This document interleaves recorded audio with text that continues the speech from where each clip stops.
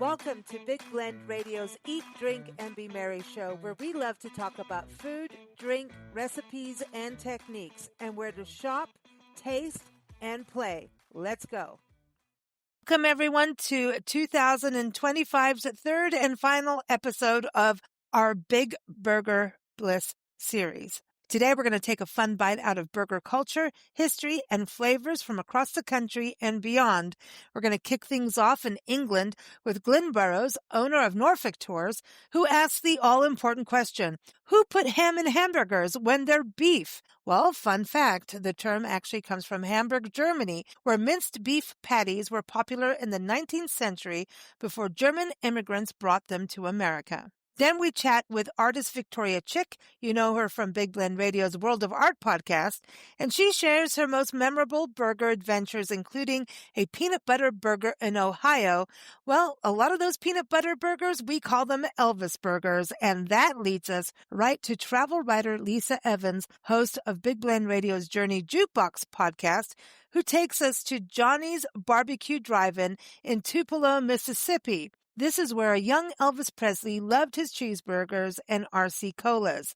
The clip we're playing is actually part of Lisa's Memphis podcast, where she talks about visiting Graceland and much more. You'll also hear a clip from Beth Hilburn, co-owner of the Highway Café and Western Motel on the historic Jefferson Highway and Route 66 in Veneta, Oklahoma.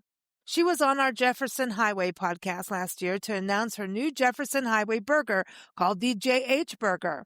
As you know, we love the Jefferson Highway here on Big Blend Radio. Shifting to modern burger spots, Steve and Karen Wilson, innkeepers of the Lion and the Rose Bed and Breakfast in Asheville, North Carolina, share their favorite burger joints in their hometown. And finally, Tiffany Bertram, co-owner of Tiffany's Bed and Breakfast near Hot Springs, Arkansas, talks about a couple of burger favorites in her region. As always, all guest websites and resources are linked in the episode notes, so check them out from wherever you're listening to the podcast. Sit back, relax, and let's dig into some juicy burger bliss. Thanks for listening.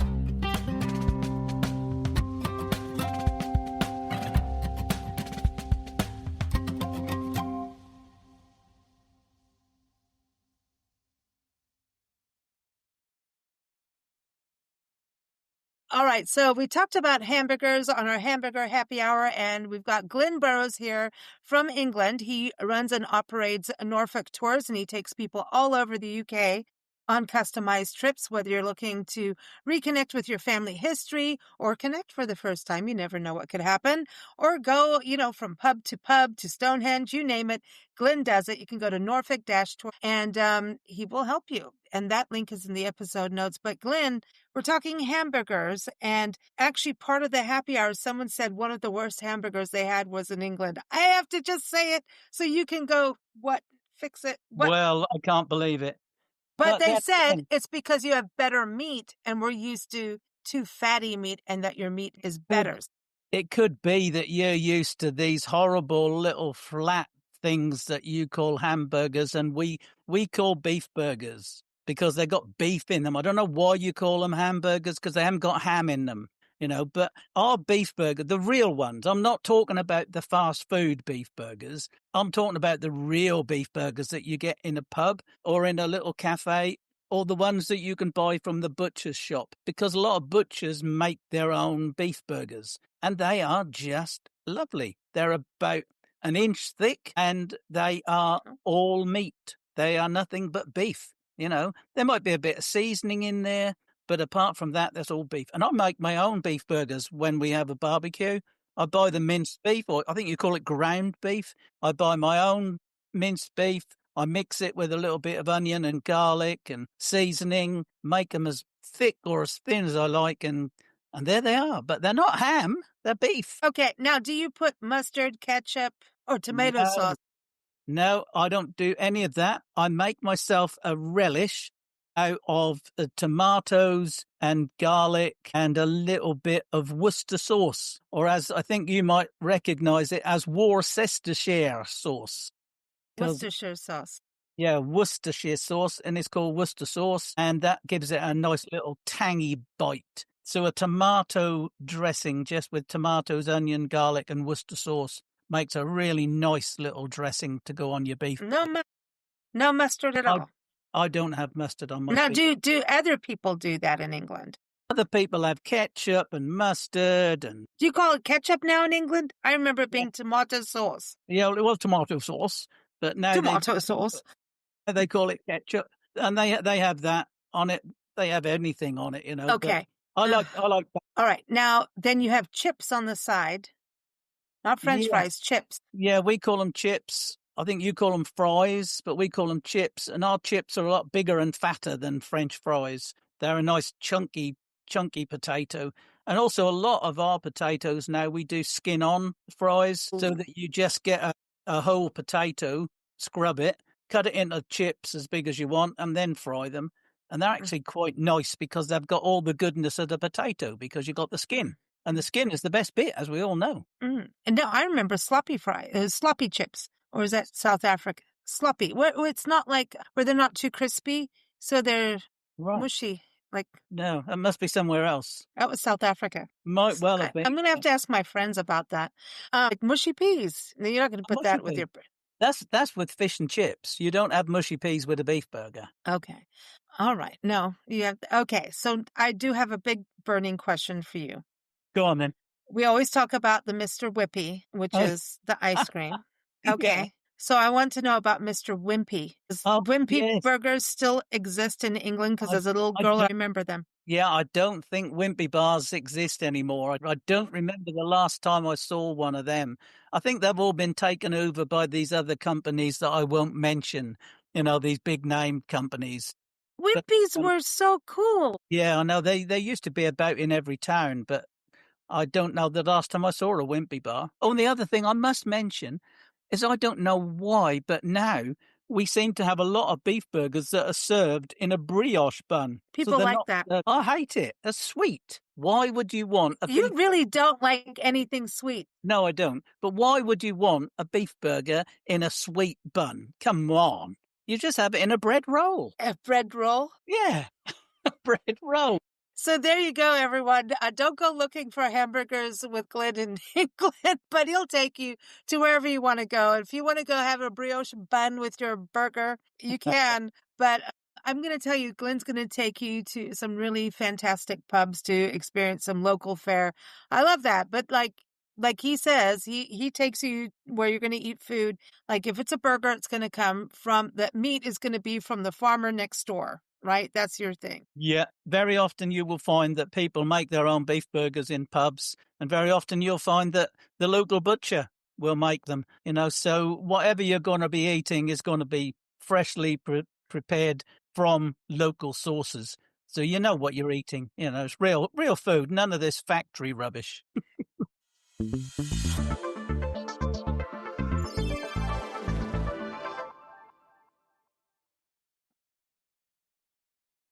In continuation of Burger Bliss, we're talking about memorable burgers in life and in places. And artist Victoria Chick, who has a podcast, The World of Art and Art History, here on Big Blend Radio, every third Saturday is here to talk about one of her favorite burgers. So, Victoria, what is your favorite burger? Well, Lisa, I haven't had this burger since 1969. But it lives in my memory. And I know. And I was in Ohio, going to Kent State, and somebody said, "We're going over to Ravenna to a bar, and why don't you come with us?" So I did. And one of the things that they had great food at this bar, but their specialty was a peanut butter burger. And that sounded really horrible to me. I'm not that great on peanut butter, and I thought, oh gosh, on a burger, how good can that be? And so I decided to try it anyway. And I have to say, I still think about it, how good it was. And I had never fixed it myself, which is interesting. But it was really good beef. It was charbroiled. The bun was good, and it was just pretty plain. They smeared it with one slice of peanut butter after it was grilled, and then they put a giant slice of Bermuda onion on it. And I had a cold beer with it, which I don't think really mattered, but it was so good. and it was plain. It wasn't fancy by any stretch of the imagination. And I hate was crunchy peanut butter. See, So that's it. Yeah. that's all I can say about it. But the fact that I still think about this burger, and it's been how many years? Too many years since 1969. And it was just so good. The other burger I had that I really liked was a Kansas City burger that I had at Winstead's. Winstead's was kind of an institution in Kansas City, complete with people that brought your food out to you on roller skates. But they made steak burgers, and they used ground sirloin to make the hamburger.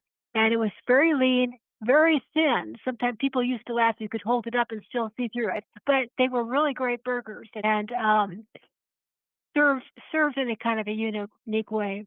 So those are my burger experiences. Your burger nuts. Well, I want to go back to the peanut butter because I think in all 3 episodes of this Burger Bliss, which was supposed to be one show, but somehow everybody say burger and everybody comes running, which is fantastic. I started talking about this peanut butter burger, the Elvis Burger that I had at Ruby Tuesdays in Florida. And this is when we first got to this country. And I was like, well, it's got Elvis, But they wanted to put bananas on it. And I'm like, there's no such thing as bananas going anywhere.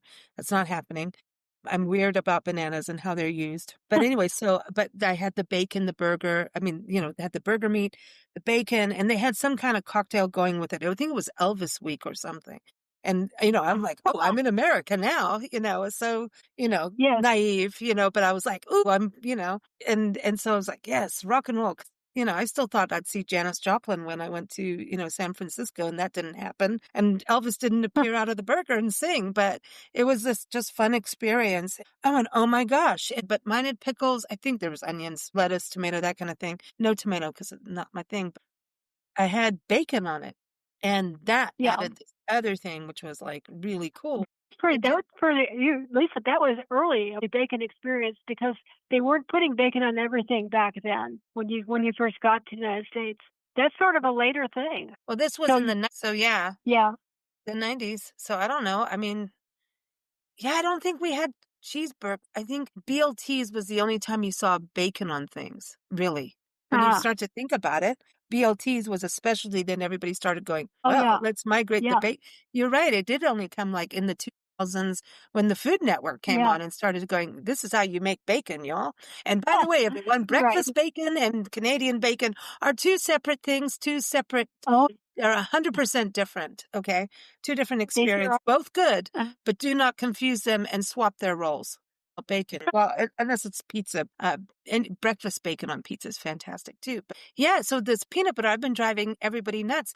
But I now, because of that, eat toasted peanut butter and pickle sandwiches all the time. Oh, no, that's interesting. What kind of pickles do you use? Oh, dill. So it's like the hamburger. I don't want sweetened butter. Okay. That would be no. I want that that acid. So I was interested about this Bermuda onion that you were using. That's a little different. And then, so no pickles. Yeah. So the onion was the thing that cut through the peanut butter. And the onion was the thing. Of course, for me, the onions are pretty mild. So, so it was a compliment, not a interference. I'm thinking I'm going to have to change the peanut butter sandwich and try that. And because also when you toast it, it's different. The peanut butter gets a different consistency. So not toasting it is not a no. That's different. Do peanut butter and jelly that way. Toasted peanut butter and pickles, and I'm sure bacon can go on there. But that's what I do. It's a nice high protein sandwich and electrolytes from the pickles. I haven't tried the bread and butter. I should actually not knock that until I try it because now if you think about the Bermuda, that might work. Yeah. I'm hungry now. You're onto something. And all of this goes well with beer, right? This is all good beer food. Well, yes, I'm not a great beer drinker, but boy, the combination, ice cold beer with that sandwich was perfecto. Oh, man. Okay, I'm in. Don't mess it up. Don't try putting ketchup on, please. No. That's the thing. So the condiments are different. That is crucially important. Yeah. That is crucially important when you start doing these things. I did not put ketchup on my Elvis Burger. I did leave the lettuce. I did leave the pickles. I do not believe I had the tomato because I normally don't. But now I've grown up and can start to eat them. Not good at raw tomatoes. No, I know people bite into a raw tomato. I don't care. No, each their own. But yeah, there's just this really, and it's always been the crunchy peanut butter because it needs that little, yeah. Okay, well, Victoria, and I think ground steak sounds good for a burger meat. My gosh. Yeah. Yeah. Ooh. Okay. Well, thanks so much for making me hungry. Everyone, keep up with Victoria. Go to victoriachick.com and tune into our shows here on Big Blend Radio every third Saturday. Thanks, Victoria. Let's go have lunch. Okay. I'll have a burger.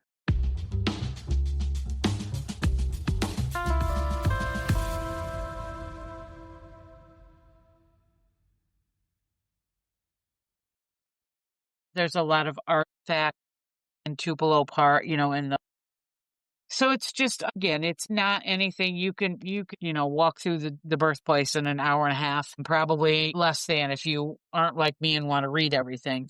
It's not a really big thing. But again, in Tupelo, it's worth the visit. The other little thing, and this is when he was a kid, there was this drive-in. And again, it's nothing to write home about, but you would be absolutely amazed at the number of people in there. It's called Johnnie's Drive-In. And it is your typical drive-in. It's what it is. And so they have an Elvis booth, of course, because he was a staple there when he lived in and around Tupelo. He would always go to this and he would get there's a, and again, think of people that didn't have a whole lot of money and I guess they call it the dough burger or poor man's burger.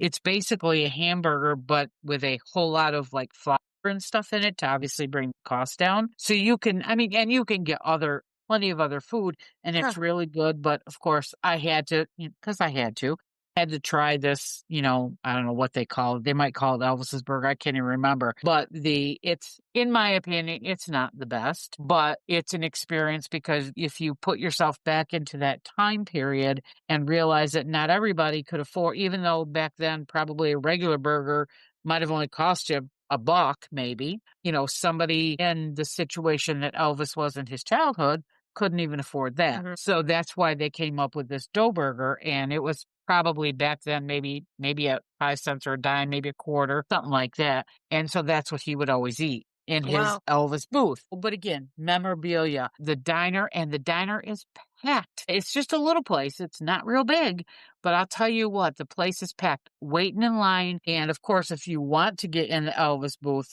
good luck with that. But somehow we managed it. I don't even know how we did it, but we managed to get into the Elvis booth, and they literally have a little plaque that said, "This is the booth where Elvis sat."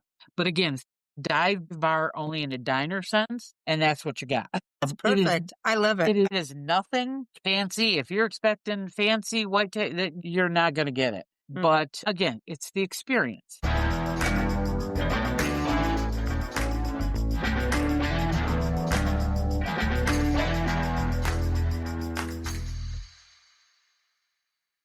We're going to call it the JH Burger. That's going to be added to the menu. I'm going to make sure that it's out there before the convoy comes through in October.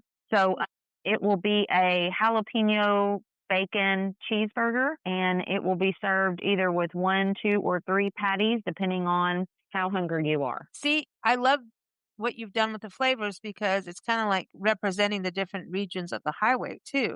Like the jalapeno kind of represents, hey, Oklahoma all the way down south, right? The cheese starts going more north. You know what I mean? Bacon, I think, is for all of us who know good food. It's just my opinion. I'm just messing with you. Everybody wants bacon. Come on. But I think that represents the highway pretty good.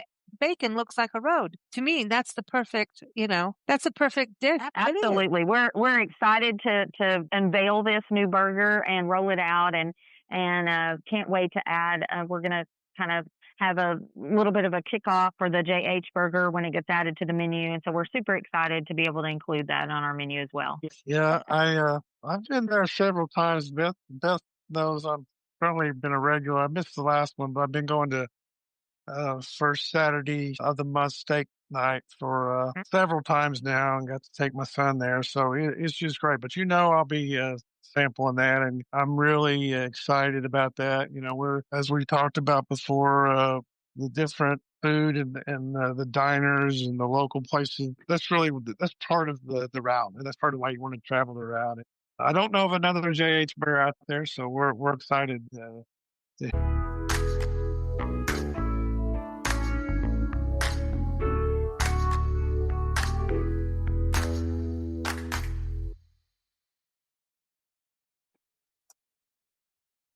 So when we talk about hamburgers and happy hours, we've got to go to Asheville, North Carolina, Beer City, USA. And Steve and Karen Wilson, a.k.a. Mr. and Mrs. Wild, own and run the Lion and the Rose Bed and Breakfast in the heart of the historic Montfort district. And when you check in, Steve will hand you a pint of his home-crafted beer. So this is super cool. But Asheville is very well known for its beer and its breweries and so much to experience out there. The Smoky Mountains, Blue Ridge Parkway, all those beautiful things, waterfalls, the Biltmore. But we've got to have burgers with that beer. So we're asking them where are the two best places or their favorite places to enjoy a burger and a brewski in Asheville. So welcome back, Karen. How are you? Good. How are you? Doing good. Steve, how are you doing? I'm doing good. Good, good. And you know what? The other thing is, Steve and Karen, as you may know, host our Big Blend Radio Adventures in Asheville show that airs every first Tuesday. And the August episode is all about wine, brews, and spirits. So I think this is like part 2 of that last show we just did. And you know what? There's a lot of good taste in the area. But Karen, let's start with you. Where is your favorite burger place to have a burger and a brew? I would say Farm Burger because it's all grass-fed burgers. Oh. So it's really different, tasty, kind of farm to table and a little burger joint, which is different. Can you order beer? Yes, you can. And if not, there's also a really nice little cool brewery next door that's kind of hidden away. If you didn't know it was there, you might miss it. It's called One World Brewing.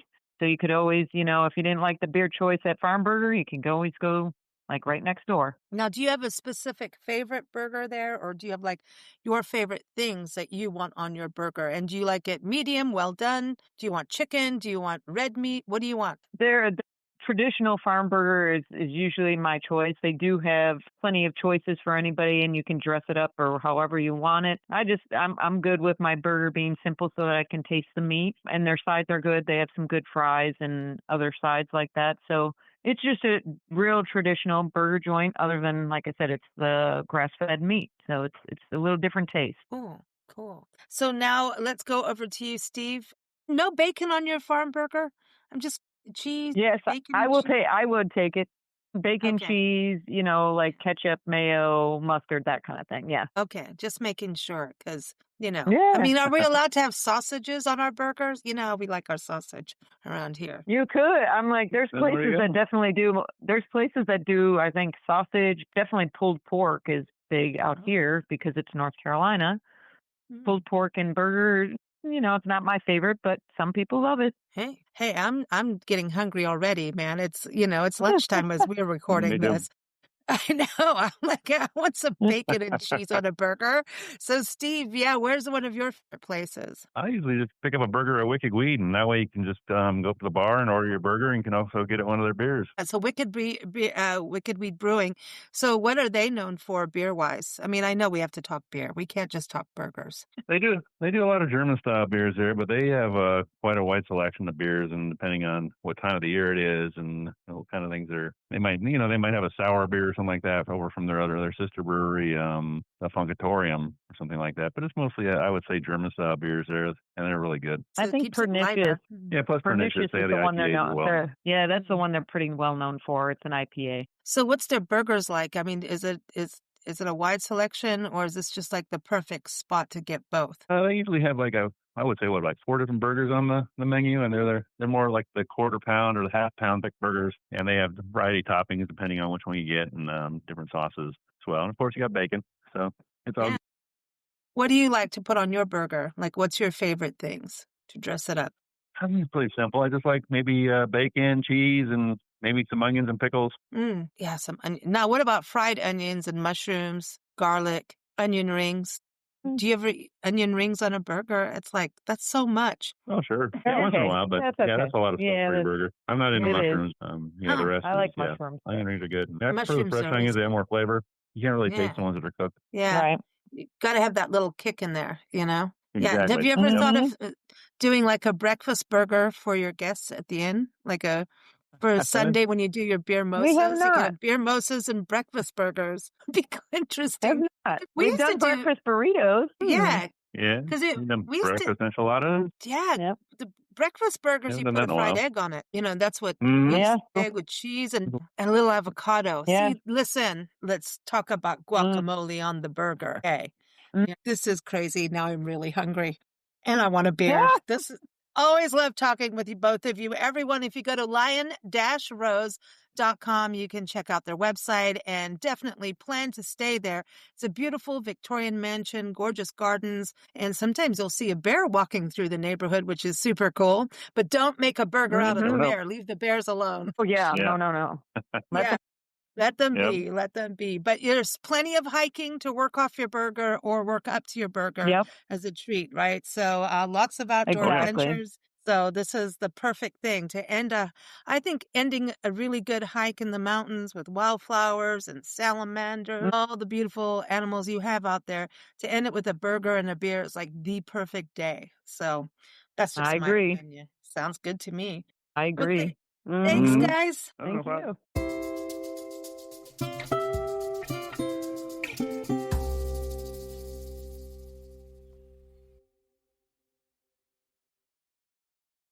So excited. We are at Tiffany's Bed and Breakfast just outside Hot Springs National Park and the actual community of Hot Springs. Do we say it's a city? Absolutely. It is. Well, you know what? Driving around today, it's so beautiful to see the water. It's really calming and it is beautiful out here. It is. It is beautiful. But let's talk about hamburgers. Okay. Hamburgers in Hot Springs. I know where we can get the beer, right? Superior Brewing. Uh-huh. That would be our thing because it's the only brewery in a national park, right? Correct. And the only brewery in the world to use thermal water to brew their beer. But it's good beer. It's good beer. Yeah. And so is this the only city that's in a national park or as it's part of the national park? It's one of the only ones in a city. The St. Louis Arch. Oh, that's right. Yeah. Yeah. So, and I believe there's one in Cleveland. Yeah. That just but it's one of them. One of the few. And maybe the first. Always the first. Oh, that almost became the very first national park. It did. It had a race against Yellowstone.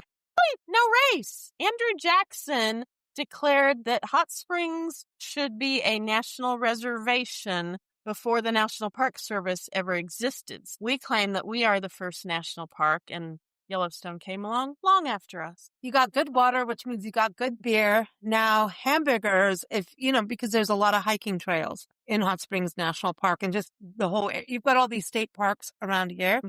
I mean, just even out your door. There's bald eagles. I know we're supposed to talk about hamburgers, but I saw a bald eagle out of my window in my room. I went, holy cow, there's a bald eagle circling around our front yard. Last time it was barred owls. There's always hummingbirds, always cardinals. Barred owls are always hawks. But a bald eagle? Pretty cool. Does the bald eagle family know that you make good breakfast? I don't know. They haven't knocked on the door yet. Yeah. But you do have raccoons that want to come in. I was going to say, I know you have to bring the bird feeders in at night because of that. National Wildlife Federation backyard habitat. So, yeah, we get a little bit of everything. Oh, I love it out here. It has been so good. I mean, this is our annual trek. I'm here every summer, every August, July, August. I think the first time was July, right? During the COVID regime. Yeah. Ew. But it was fun to come here. And now here we are again. To relax and even work. I know. I wanted to tell we worked a lot.